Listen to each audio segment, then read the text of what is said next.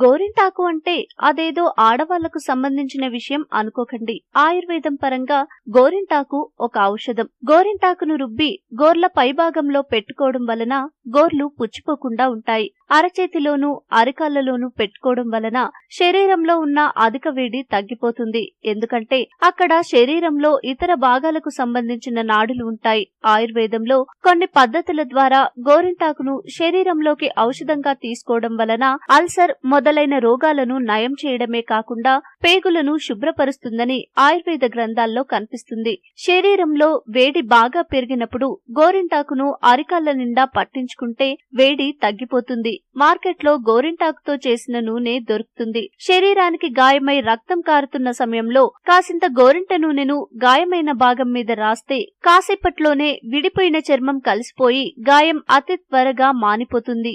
గోర్లు శరీరంలో